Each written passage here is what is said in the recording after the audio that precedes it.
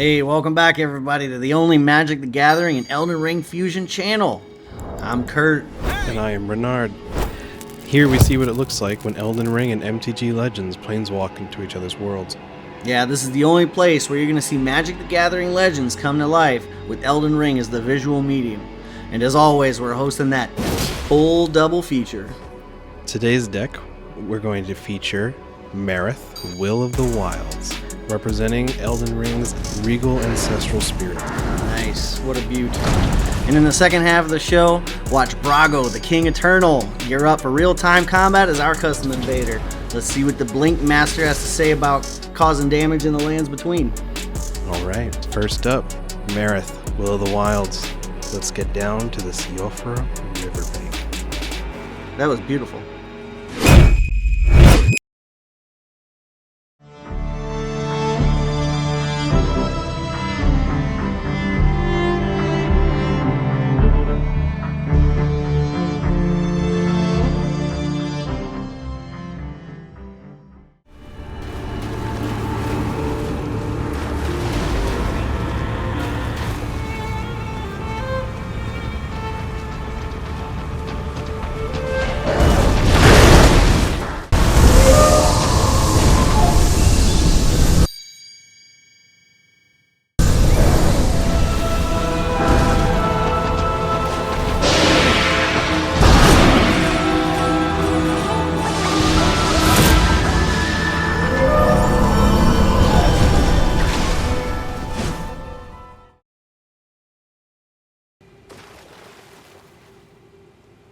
Alright, we just made it to Siofra River.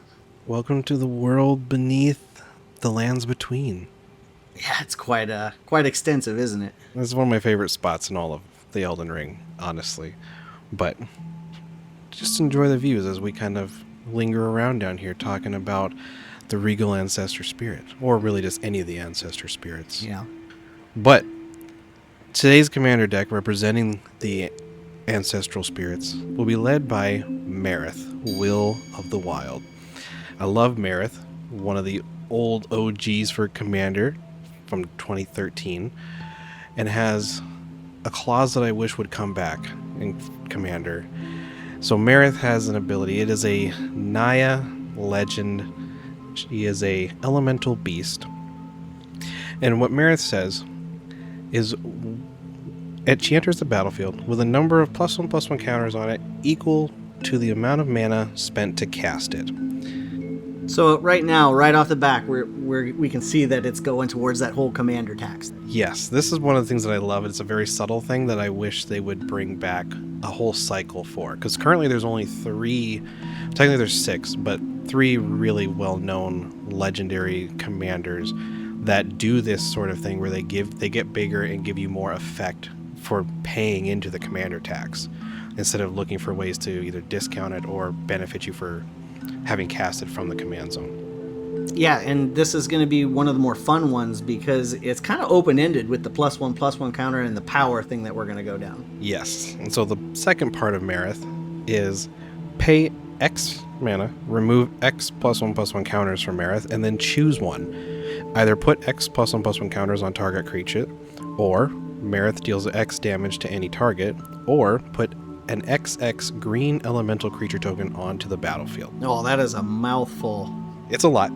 Yeah, but it's going to be a fun thing because it's one more thing we can do from the command zone. Yes, and Marath has so much ability to just play this however you want, and I think the showcase cards for this deck and representing the Regal Ancestor Spirit, I ended up having a lot more fun with it than I expected as I was diving into it. But I knew Marath was going to be just the perfect representation of the animal or the spirit for the regrowth. Yeah. Yes, and so everything else just kept coming together better and better as I. Oh yeah, you nailed it with the commander here. Marath is exactly what I wanted from Ancestor Spirit without even knowing who Marath was. Right, because it's an old card.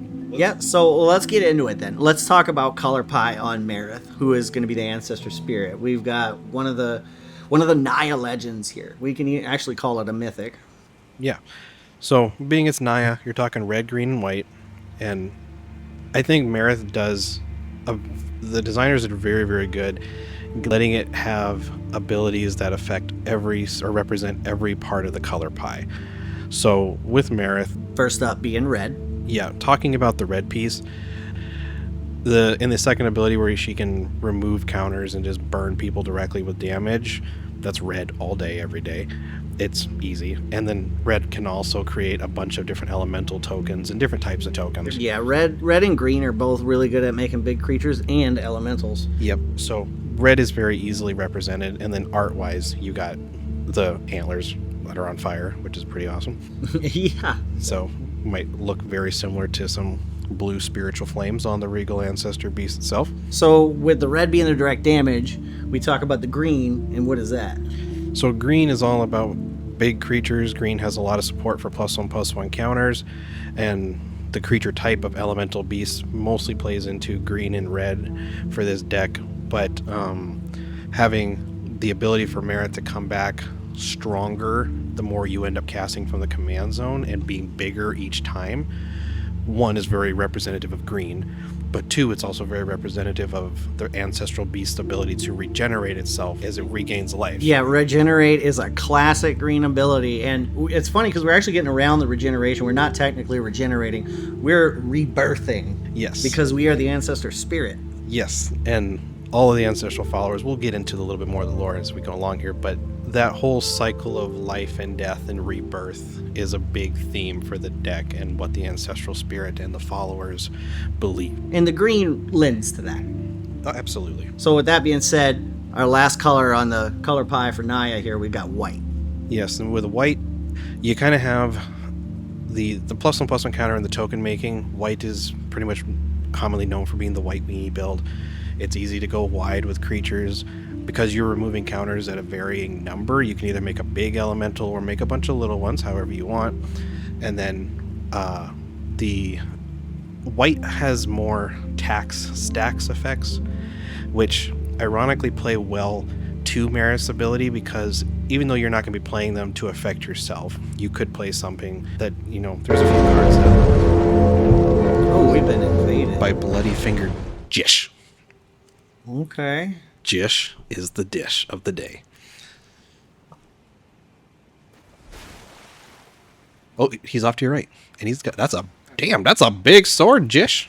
Oh, no time to buff, eh? That's, all right. There's always time to buff. I don't know, is that a sword? Is that a tooth? Is that a shard of glass? Oh, it's that thing. That's pretty neat.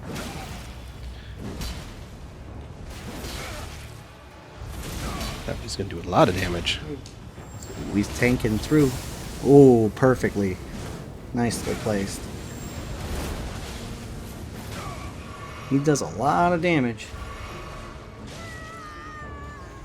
He absolutely does.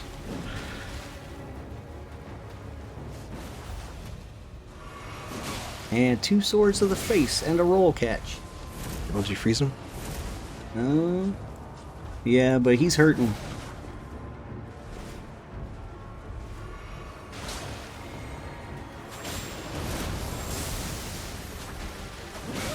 Nicely done.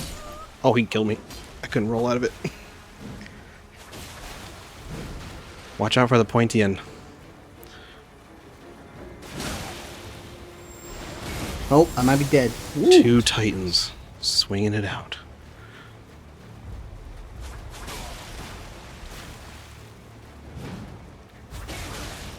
Look at you guys both in your tanky armor. But you got him. Well done, Jish. Good fight, good fight. I was silent the whole time because he was giving me a great run for my money. I'll be feeling that cut for many, many moons. Well, Jish cooked me like a dish, and I'm going to sit right here by the fire. But the Marath, Will of the Wilds, Naya, like I said, I think they beautifully represent the color pie. I think it was very versatile, beautiful. You had such a good pick for the Ancestor Spirit because the regrow thing I think is the most pivotal, and Naya's a really good option for this, but Marath was such a physically good representative, being an antler elemental beast that happens to come back from the dead. Yeah, I did look at Giganta as well, just because it is an elk elemental, but Marath, I just love the old school commanders. I love the ability, and I just thought it worked a lot better. All right, so what's our first card for Marath? All right, so kind of a secondary theme in the deck is the ancestral followers that worship the ancestral beast. Yeah, the Ancestor follower. Yes. The horned guys. Yes, they're basically the Minotaurs of Elden Ring. So technically they actually don't have horns, but they do worship horns themselves and nature's growth of horns. So I've made a lot of the creatures in the deck physically represent horned creatures or have something going on with the horns or shamanistic or druidic like things. So first card, Shaman of the Forgotten Ways. Now tell me why that matters. Well, visually, it's a person with a lot of horns and it's a shaman, and it's green. It's beautiful. It is. It's such a good representation of the followers because of that horn dress that they wear. Yes. And so Shaman of the Forgotten Ways is a 3-mana mono green 2/3. It can tap and add 2 mana of any combination of colors to your mana pool. Spend it only to cast creature spells, which is excellent when you're talking about needing to get mana for Marath. But then it also has Formidable. And this card I think already has a reputation of being kind of a little tricksy boogeyman thing. But you pay 9, 10, 11 mana, 2 of it green, and tap it. That is a lot of cost, my friend. It is. But is it worth it? Oh, very much. So you pay the 11, tap it. Each player's life total becomes the number of creatures he or she controls. Oh, wow. Biorhythm on a stick. Yes, I love this. It's so fun. And to activate this ability, only if creatures you control have total power of 8 or greater. I don't know why you read that. Nobody's ever going to care. No, you're going to have it if you're playing green. But, yeah, no problem here. Might as well said have land. Yeah, but technically, it's in there. So the fun part about this is you could, people know this is coming if you're playing Shaman of the Forgotten Ways. But if you can get it off, whether you kill people outright or if you just put them to a low enough total, Marath can come down and you can just remove counters and burn people out, which it's a nice way to just set up the board for a good, easy finish for you. This is an excellent pick for this deck. Next was Enduring Vitality. Again, this is a lot of life from death and rebirth and recycling. So the Vitality card here, Enduring Vitality, represents that because it's one of the newer cards from the Duskmourn. From the Duskmourn set, where it has this recurring effect where if it dies and it was a creature, it returns to the battlefield as an enchantment, continually giving you the effect, which is a 3-mana, 3/3 green elk glimmer, has vigilance, and says creatures you control have tap, add 1 mana of any color. Now let me just stop you right there, because that right there is Cryptolith, right? For 1 more mana. But we're getting a creature. And that creature happens to reanimate itself because its name is Enduring Vitality. Sounds a lot like the Ancestor Spirit. Yes, and it's also an elk, which the Ancestor Spirit is kind of like an elk. Yeah, and I just have to shout out, since we have it, because I'm a fan of Duskmourn, and I really enjoyed the entire Enduring line, and the green one being a Cryptolith, right, because I love that card, is amongst the top favorites for sure. But wow, what a great set from Duskmourn. Yeah. And what a great pick for Marath, again, because of the Glimmer. The Glimmer is hilarious. Yeah. Because the Ancestor Spirit is basically... Yeah, like I said, as I kept going through, things just kind of kept lining up very nicely. And then we got Burke, Long Year of the Law. Now, this is fun because there's a 4/4 rabbit that doubles the amount of +1/+1 counters on a creature. And since we're dealing with so many +1/+1 counters, this is going to be a huge help. Yeah, and it's funny because I didn't think I'm going to put a rabbit in this deck, and once they started putting rabbits in Magic, I was like, I don't know if this is my thing. But Burke is flavorful for 2 parts. One, you mentioned it. It does double the counters, and Marath is all +1/+1 counters. As a 6-mana 4/4 with Vigilance, when it enters, it does put a +1/+1 counter on each of up to 2 target creatures, so you can choose Marath. Yeah, but the real reason we're here, the star of the show, is the doubling. Yes. And so it is very strong. Like I said, it will double Marath, make her even bigger. And the fact that it's a rabbit is going to be a very important little thing that I'm going to touch on in a minute. But the next card, Meandering Tower Shell. Oh, a 5/9 turtle for 5 mana. Island Walk. Can't forget Island Walk. So the Meandering Tower Shell is a mono green giant turtle.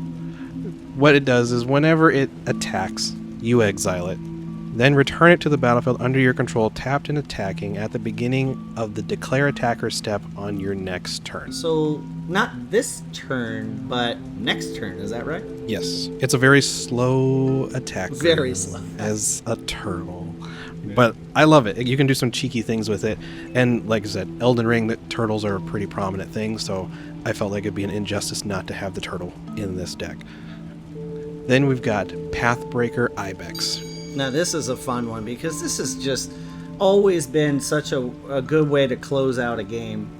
But it works particularly well with Marath because it's a goat. We'll come back to that in just a minute. Yeah, it's not just a goat, it's the goat. It's a 3/3 goat, maybe the goat. But it essentially just says whenever it attacks, creatures you control get a big buff.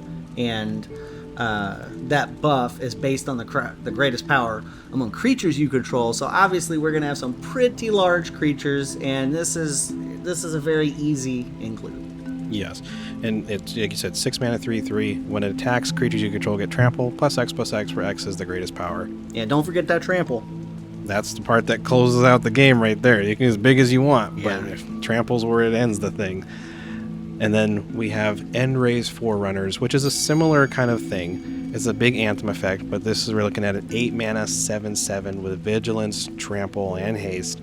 And when it enters, other creatures you control get +2/+2, Vigilance, and Trample. So we got Until end of turn. another big buffer on a big body that gives trample to everybody. Yes. And it just so happens to be a boar as well. Yes. So, why those things matter? So, when you fight the Regal Ancestor Spirit, it will create little spirit animals around the battlefield. They're more or less just a distraction or something interesting until it basically sacrifices itself, and then it re-emerges from one of those animals, either a rabbit, a goat, or a boar. Beautiful. What a tie-in. And when it does a different, unique ability related to that animal in Elden Ring. I am proud of you. It was super fun to play around. And so, like, when you fight it, if it comes out of a rabbit spirit, it'll hop around. If it comes out of a boar, it'll put its antlers down and basically run you over. If it comes out of the goat, it's going to surprise you with what it does. But it will do some cool things. But like I said, those are the 3 animals that it will spawn out of, and you'll see running around in spirit form on the battlefield. And that plays very well into the overall theme of the deck. Ooh, Eldritch Evolution. Yes. So this being the theme of the deck, can you just... Yeah, so for those commander players and people who are familiar with Magic, this deck I built as a pod deck. So can you explain again what the pod is? Yes, so Pod is a playstyle named after Birthing Pod. It's an older card, which is in the deck itself, but I'm not showcasing it, and I'll explain why. But basically what Pod means is you will sacrifice a creature, then search your library for another creature with mana value equal to the one that you sacrificed, +1. So if we have a creature with power 2 on the battlefield, what does that mean? 4. Nothing, because you want mana value. Mana value. Some cards you will care about power. So if we had a card of mana value, now let's be a little more honest here. We're going to be dealing with a lot more 3s, 4s, 5s in this deck. Yeah. So let's imagine we had a mana value 4, right? Yep, you would basically, with Birthing Pod itself, you would pay the 4 mana. I think it's 4 mana. It's 2 or 4. I'm drawing out blank. But you pay the mana, sacrifice the 4-drop creature, to then search your library for a creature with mana value of 5. Okay, so essentially we're doing deep tutoring through creatures. Yes, which again is the whole life, death, birth, rebirth cycle of the Ancestor Spirit and what the followers worship and believe. Yeah. So, the deck is playing basically every one of those pod-like effects. But Eldritch Evolution I picked to be kind of the showcase one. It is a 3-mana green sorcery. As an additional cost to cast a spell, you will sacrifice a creature. Then search your library for a creature card with mana value of X or less, where X is 2 plus the sacrificed creature's mana value. Put that card onto the battlefield, then shuffle and exile Eldritch Evolution. Hey, congratulations, you did a birthing pod. Yes.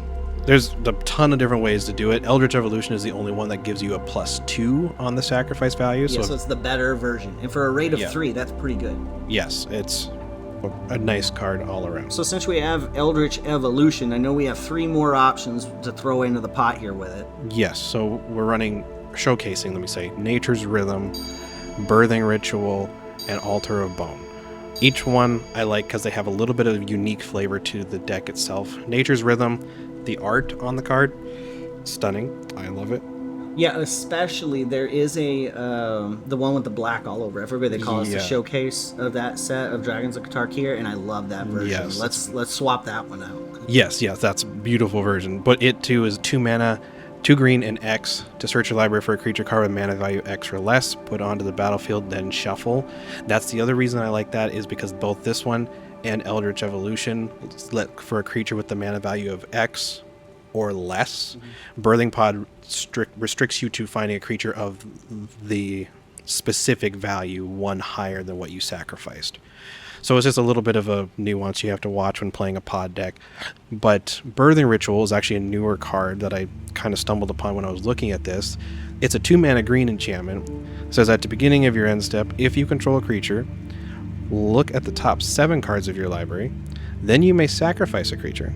If you do, you may put a creature card with mana value X or less from among those cards onto the battlefield, where X is 1 plus the sacrificed creature's mana value. Put the rest in the bottom of your library in a random order. Hey, for 2 mana, an enchantment that sticks around, I think this is exactly what we're looking for. Yeah, and obviously, you're restricted to the top 7, but like my deck list, we're running, I think, like 30 creatures, so you're going to find a creature pretty easily. And the artwork, although a little, to me, it's a little creepy, but it's good. It's just a little creepy. It's pretty wicked. Yeah, I see aspects of a boar and a goat and a rabbit and some other things. Which is a theme we seem to keep coming back to. And then Altar of Bone is a 2 mana sorcery, 1 green and 1 white. Sacrifice a creature to, as an additional cost to cast, sacrifice a creature, search your library for a creature card, reveal it, put it into your hand, and then shuffle. Yeah, it's starting to sound familiar now. Yeah, so it's a little different. It's not as strong, but it is cheaper, and it does let you look for anything. But the Altar of Bone itself is also like a physical representation of the Ancestor Spirit, because it is literally the bones. It's the corpse. It's the full skeletal remains of the beast. The ones that the Ancestor followers are actually protecting and trying to bring back from the grave. Yeah. So those are the 4, like I said, that I like to showcase for it. But in the deck list, I'm running, I think, every single pod effect that you can in these colors. Well, I think that gets the message across. These 4 cards are great representations. So, I mean, obviously you can pick whatever your favorite versions are. This mana, or some are sorcery, and some are enchantments. But for this deck, we're running a little bit of everything. And that was a good representation for the effect that we're looking for. Yeah. Which is the regrowth of the Ancestor Spirit. Yeah, and because another little tidbit to throw into the Ancestral followers, there's not a lot of lore to them in Elden Ring, but it is known that they don't use conventional technology. Like, they're very old, shamanistic, and tribal to an extent. And so when I designed the deck, I'd put literally no artifacts in the deck except for Birthing Pod. Yeah, nice. Because it was just too obvious to not do. Then the next 2 cards kind of showcase more of the, I guess, spiritual aspect of this. So the first one being Lifestream's Blessing. Correct. So 6 mana green instant. This is from the one of the Final Fantasy commander sets. And it says, draw X cards, where X is the greatest power among creatures you control as you cast the spell. And then if the spell was cast from exile, which you can do because it has Foretell for 5, then you gain twice X life. Now that is sick. I've said it before on the channel, but Foretell's a pretty cool ability. And when you put it on an instant, things change. Mm-hmm. Like, they change games. I love playing from exile. I don't do it like a crazy amount, but Foretell is one of my favorite things. Yeah, I think it's underrated a little bit, just a tiny bit. Yeah, I mean, it's hard because, like, I'm an old school player, so suspend is always going to be king. But, you know, it's still good. It's still good. Yeah, so obviously it's going to get us a bunch of cards, and hopefully we can foretell it for free and then gain some life, too. Absolutely. And then you mentioned Momentous Fall, a similar card, 4 mana instant and green. As an additional cost to cast it, you sacrifice a creature, then you draw cards equal to the sacrificed creature's power, then you gain life equal to its toughness. Yeah, so all these effects are essentially, hey, your commander's going to die anyway, let's get some cards out of it. Yeah, or if you want to get spicy, you can sacrifice the turtle to draw 5 cards and get 9 life. Yeah. I don't know why you'd kill a turtle in Elden Ring, but I mean, just a thought. Dog. But yeah, so that was the almost last individual showcase card, I guess. Now, the bombshell. Yes, so one other thing that I found to be very fun to put into this deck and makes it very unique is that this deck is running 9 with a caveat of the shrines that you can play in these colors. So we're talking the trio of the Goshintai, the trio of the Hondens, and the trio of the Sanctum shrines. Yeah, I've actually made a shrine deck before, and I absolutely loved it. And that was before that Shrine Commander came out. What was it? Goshintai of something? Life's Origin. Yes. And I did that, but I felt kind of dirty about it because it kind of felt like it was the deck that it was always going to be. So I had a little more fun when I played another 5-color commander for it. But in this case, I never thought I'd see the shrines outside of a dedicated shrine deck. And it actually makes sense here. What does it mean in Elden Ring? So in Elden Ring, it was fun to put this in because to actually fight the Ancestral Spirit, you have to actually light the shrines in the underworld here to even gain access to that boss fight. Yeah, like this one we're looking at right here, right? Yes. So there's a total of... There's 8 for this one, and then there's more for the Regal Ancestor Spirit. But like I said, this deck is running all 9. But each one of those pillars that needs to be lit is a shrine. It is. And like I said, I'm not going to read through what each of these shrines do. I mean, but they're a flavor thing. You'll see them on the deck. Yeah, that was a great fun inclusion. Yeah. But I think the most important thing about the ones on this list are the ones that can also create spirits, just because that is the Ancestral Spirit can create the follower spirits that you fight. Absolutely. So several. That one specifically being Honden of Life's Web, I remember. Yeah, that one, and then one of the green ones also does it too. The new green one. The one from Kamigawa, what was it called? Neon Kamigawa? You're going to make me look. No, that's a +1/+1 counter on the Goshintai. That's the white one, I'm sorry. Goshintai of Shared Purpose makes 1/1 color spirits, as does Honden of Life's Webs. Yeah, so that turned out to be a lot of fun. Shrines and the Ancestor go together. Yeah, and I mean, if you like the shrine idea for this showcase of this deck, Avatar is right around the corner, and spoiler alert, they're bringing back shrines. I know, that is so fun. We're at least going to have 5 more, I would assume, so you're going to have plenty of options. But that was my take on building the Ancestral Spirit and its great followers. That was, I think, a lot of fun for you to build, I'm assuming. Yeah. But it was fun to look at the shrines. I think that was my favorite part, was how you got to add in this wacky, crazy scenario where you're doing shrines on top of creature rebirth through Naya colors of all things. Yeah, because the shrines will just kind of give you, incremental value as they just kind of sit around. You don't have to really put much into them. Most of the time, you're just going to be building around and playing with Marath, who is well known to have an infinite combo. For a different couple ways you can do it, which I did put some of the pieces in the deck. But basically, you can remove a counter from Marath to put a counter on Marath. And if you run hardened scales, for example, you put 2 counters. When you move the counters, you're going to be getting more value out of it. Yeah, so you can just keep making Marath bigger. But I think that also is a good point, because you can move the counters off to make a bunch of elementals with Marath. And then if you do your pod tutor into Enray's Boar Runners and you have a bunch of elementals, now you got a whole board state that's swinging with trample, vigilance, +3 or +2/+2. Like you can go wide, you can go big, you can go infinite, do infinite damage. There's a lot of fun, intricate little ways to play the deck, and I think it'll just kind of play itself almost. It's just gonna, you keep Marath out there. It's kind of like a Cascade deck, honestly. In a sense, yeah. You're just going to constantly be just trying to play with what you have. And one of the things I love resilient commanders, and commanders like Marath. Again, there's only 3 that I really, really like and I think are well known, being Marath, Jaleva, and Prosh that all give you great value for when they do die and you cast them from the command zone again for greater cost. I love that resiliency. I think it's something that I would love to see more in Magic. And it also kind of alleviates the burden of trying to worry about protecting your commander too much. Because, I mean, you want to, but at the same time, if you have to recast Marath for more, that just puts you in a better position. Yeah, the commander tax is just always going to ensure that you scale up with the game. And that's a fun way to do it. Absolutely. Let's move on to those invasions. Let's head over to the Lanedale City's capital outskirts. Let's see Brago. Do some blinky business.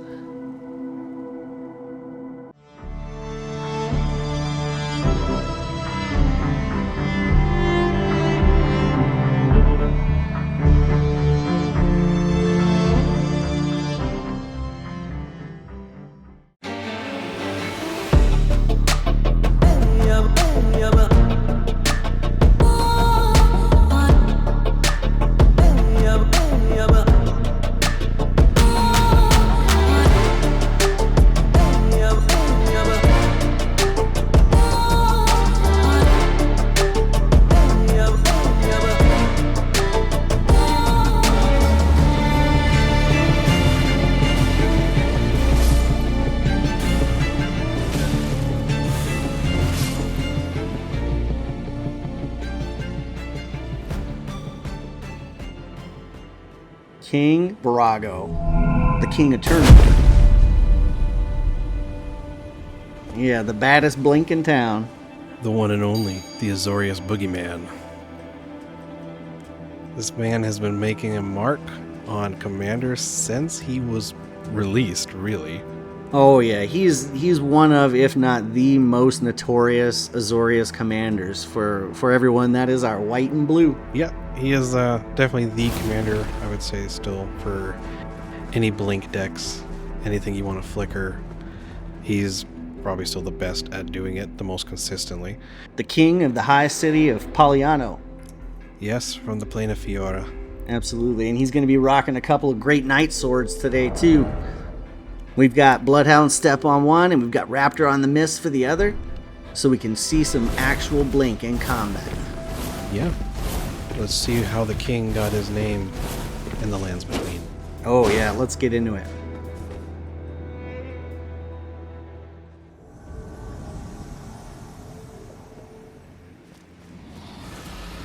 And here we are on the frozen lake. This is one of my absolute favorite spots in the entire game. Why is that? Because I love the blizzard. I know a lot of people hate it and really complain because it obscures so much, but I think it's just a beautiful aesthetic to have. Yeah, it's weird that we're not seeing the blizzard ourselves from the Invader point of view. Yeah, and I don't know if that's consistent between you and them, because like when you fight that dragon in game, it's a blizzard for a reason, like it's meant to be obscuring of the view. Yeah, so I'm wondering if they are seeing a clear day like you are, or if you're like popping out from the midst of the blizzard, because that would be extra challenging and super fun. Great point. Because right now he wouldn't see you until probably about now as you get closer to him, and he's like, oh damn. Well, I was trying to drive a wedge between them, honestly, so I can fight one at a time. Yeah, which for you is super easy to do, especially if they have the they're obscured from being able to see the whole battlefield, but they know like you're running around somewhere. Now they're just kind of lost. One's got a dragon, one's got you. Well, let's see how he uses blink in combat to get his damage across. And here we've got the Bloodhound Step, and I like how it gives you the ability to move quickly when this sword isn't exactly a quick mover. Yeah, it's a nice, it's a nice interesting combination to use, because Brago is all about blink everything on your board, and having a big slow weapon but having a fast move on it, I mentioned before, is just a nice little way to, like, that was perfect. He's like, I think I got him, and then you just... Yeah, the blink really does help with the roll catch and cover that little bit of distance. Yeah, and you're very aggressive with it. I know with some of my builds I use it way more defensively to avoid getting hit. Speaking of getting hit, perfect grab, perfect. That death calling spear. Well, they better keep an eye on that dragon back there too. Never forget the dragon. Yeah, that Bloodhound Step really showing us how we can blink away from damage too. Yeah, covers a lot of ground. Okay, let's get a battle on.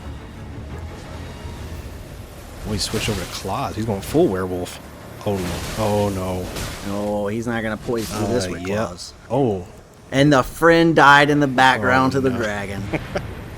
It is a good fight, though. Yeah, what a great place for an invasion. Yeah, trust me, I would love to see it from their side, just to see if it was that much of a blizzard, and just that added environmental factor would be super cool to see. Yeah.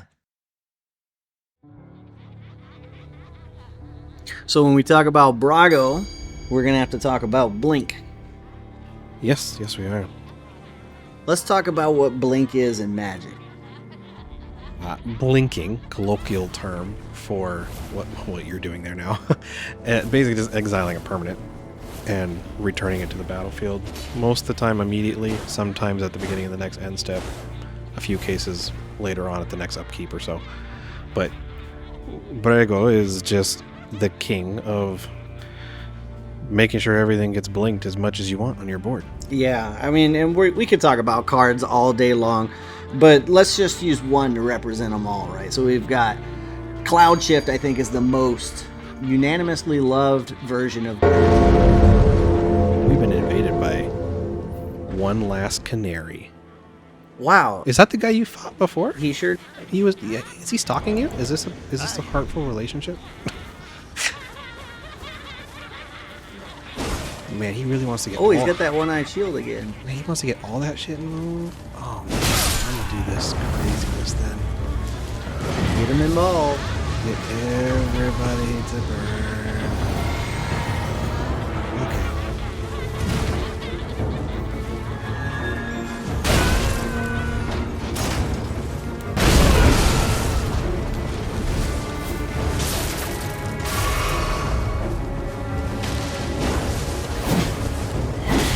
Don't mind me. I'll be there to help you.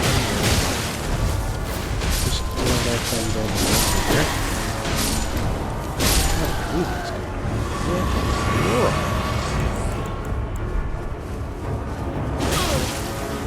I like his barbarian mode. He seems like a big old beat stick.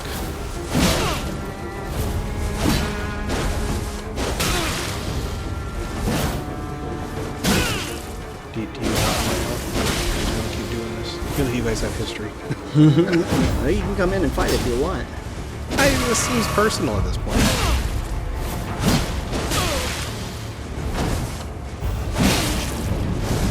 Ooh, he got me.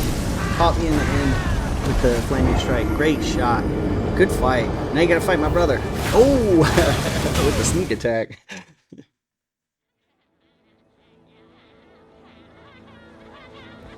All right, we're back. The host got blinked out of existence there during that fight.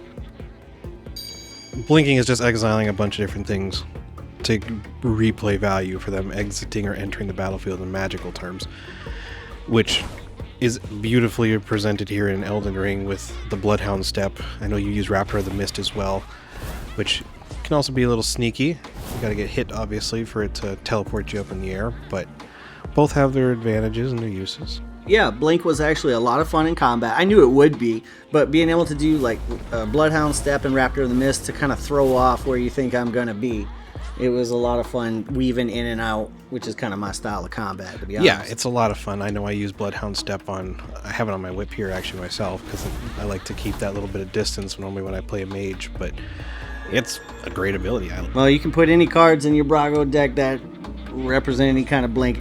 My favorites are always going to be the Teleportation Circle and the Conjurer's Closet, because I love enchantments and big artifacts. Yep, they are solid. I think one of my favorite ones recently is the double round.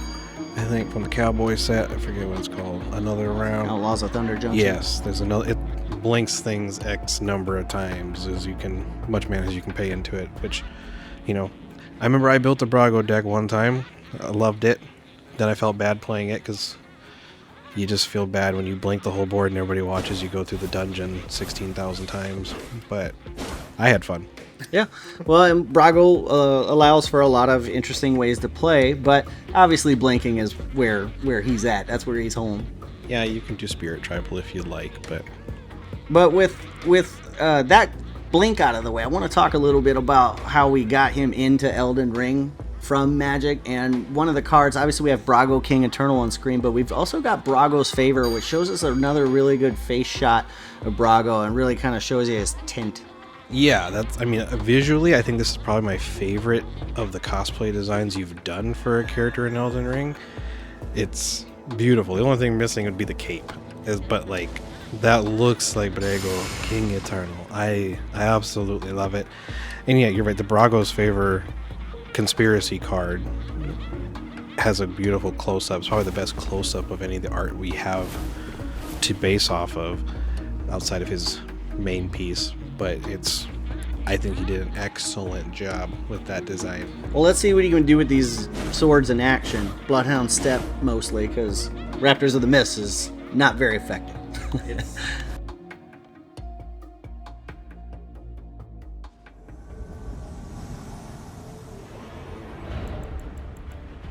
Deep Root Depths. Yes. I love this place. I do not. It's very dungeony and scary. It's what I want in my video game. Yeah, it was just a nightmare for me to go through when I played the game, and I have an unending trauma. Well, we got a team of 3 here.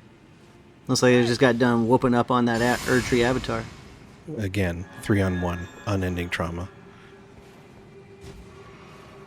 Could be a pretty good fight. Let's see it. Oh, man, that was close. Raptor of the Mist getting me in trouble. It just hangs. I wish it had like a secondary move where you could like dodge from the midair. Oh, that would be cool. Yeah, we gotta do a lot of dodging right here. Yeah, they work really well as a team. And you got pretty much every type of element going on. And they know to stay away against heavy charge attacks, so they're not terribly new. Okay, well these guys are really good. Let's see if I can't lead them somewhere else to give me the advantage. Yeah, you gotta use your surroundings. It's dangerous being in that water when they got some electrical stuff going on. Yeah, but with the holy damage, we don't get any extra buff off of it, but it is nice to go through shields and any kind of resistance. Yeah, I mean, it is extra damage. Oh, let's see what we can do on the tree branch where it's a little tougher to fight. Yeah, this is always risky. Okay, and a headshot. One wrong move.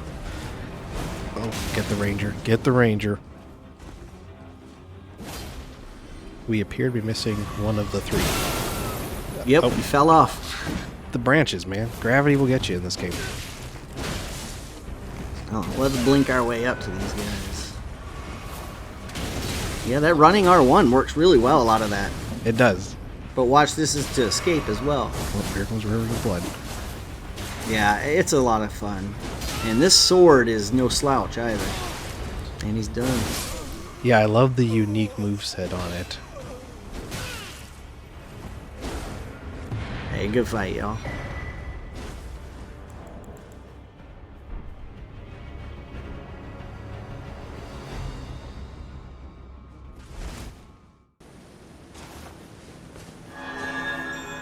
And King Brago, the Eternal King, use this moment to shout out Adam Paquette, who did the artwork for Paliano, the High City. I love this artwork, and I love this plane chase card. Yeah, the plane chase card is beautiful too, but the actual legendary land itself. Oh, yeah, the High City of Paliano, yeah. Yes, that artwork is stunning. He does a lot of great work throughout Magic, but I love that one the utmost. I love Fiora, I love Paliano and the whole conspiracy set, so I think it was a great visual representation to throw in. I really enjoyed it.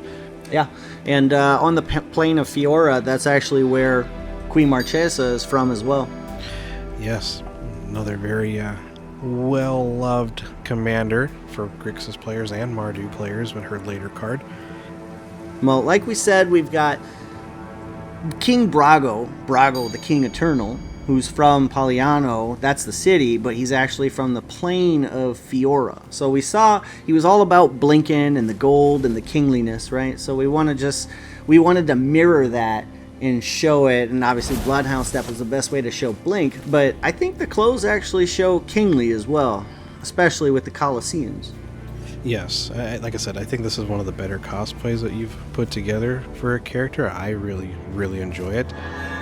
Yeah, there you go. Get the shine on.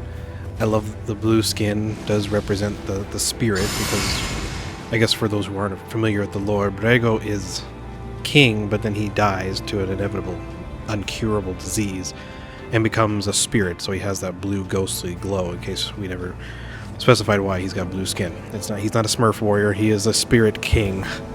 Yeah, well, he turned out really well, and I think we should just jump into the third invasion. Yeah, show us how you got the crown. Conspiracy. Take it.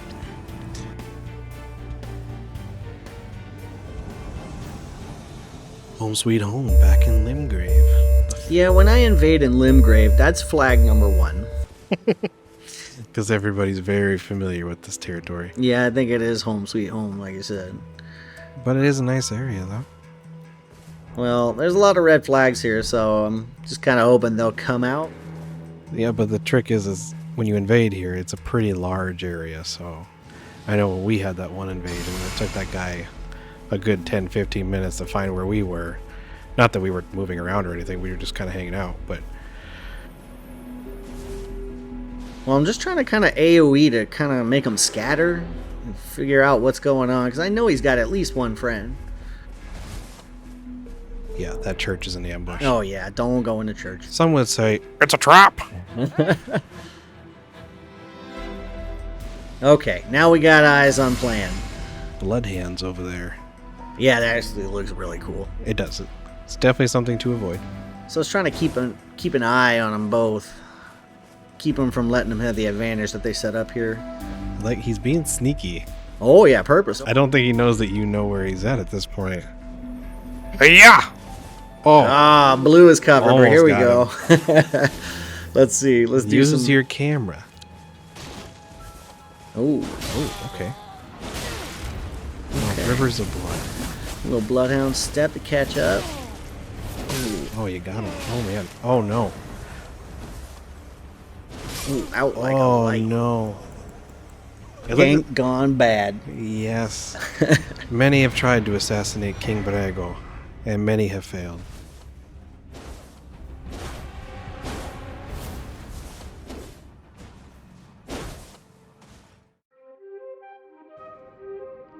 Home sweet home, Castle Soul Ring. Another day, another dollar.